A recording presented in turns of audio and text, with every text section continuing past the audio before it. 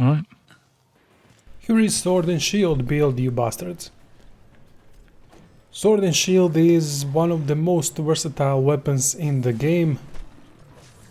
You can guard with it, you're very mobile, and damage is alright. It's nothing eye-catching like Charge Blade, but it still does alright amount of damage. There aren't many ways Sword and Shield can be built. It all mostly depends if you're going for some kind of an elemental damage or if you're going for the raw damage. I also tried putting Slugger at maximum, but it did not work out. Slugger gives you more stun chance, and although the opponents were knocked out more often, it wasn't satisfying and as efficient as this one. In this version I simply added Dragon Attack. You can get it through Xenojiva version of the weapon or Nergigante, maybe some others, forgot. And everything else is pretty much straightforward. I believe elemental damage is good on Sword and Shield because its attacks are very fast.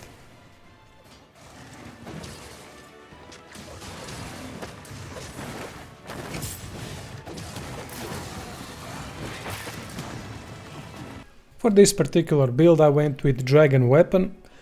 Dragon weapons have high sharpness level, which is nice for this weapon because it loses its sharpness very fast.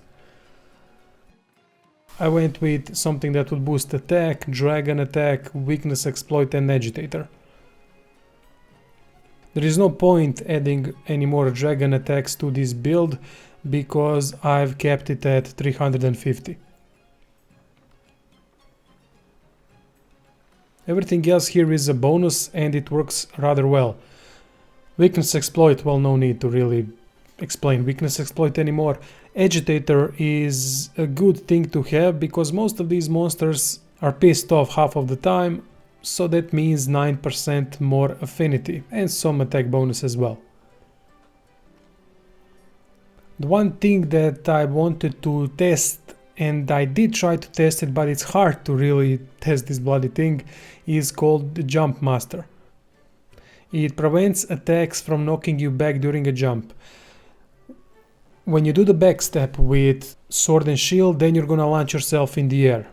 Now, my thought was the Jump Master would negate knockback during that jump, but I don't know if the game classifies that as a jump.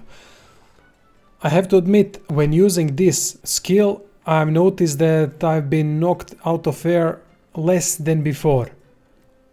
Then again, I was knocked out of air a couple of times, so I really can't say for certain that this works. Either way, it's not a bad skill, and also the Rathalos Greaves that's got this skill give you 1 point in weakness exploit. So it's definitely worth having those Greaves. If you don't want this, change for something else. From decorations, this is what I went with, but really it all depends what you have at the moment. I don't like focusing my builds on decorations because good decorations are hard to get. I mean, they're bloody hard to farm and get and work for, so I don't like telling people that it all depends on decorations. It doesn't. This build works fantastic without any decorations. If you get your hands on Grinder Jewel, put it in one of the slots because it's gonna help you. And as for the rest, you can see for yourself. Wanted to point out some things in training area. Here I was just spamming some stuff. You can see the damage for this kind of weapon, it's pretty damn good. Fantastic thing about Dragon element is that rarely someone is immune to it. So you're gonna get benefits of high Dragon damage most of the time. The thing I wanted to point out are differences between second and third combo. Whenever you want to do maximum amount of damage, do the second combo. Whenever you want to stun an opponent, then do the third combo. Third combo is not for damage, although you will do okay amount of damage with it anyway, because of that backstep and then shield bash from the air. But still, second one is the most damaging one. As for the initiation, I tend to use circle plus triangle to initiate with the forward slash. It helps a lot in covering distance. Obviously that works if you're far away from the opponent. If you're close, then just go with triangle or circle combo. Whenever opponent is down, use second combo, period.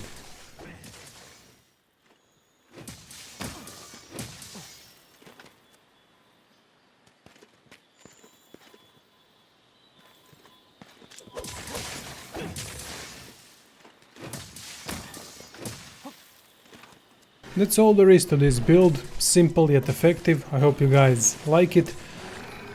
This weapon is mostly not about the build itself, it's about understanding what to do and when to do it. A relatively easy weapon to use, and it doesn't have any deep mechanics, but with a simple setup like this one you can do nasty stuff. Anyway, that would be it. Hope you enjoyed the video and see you soon.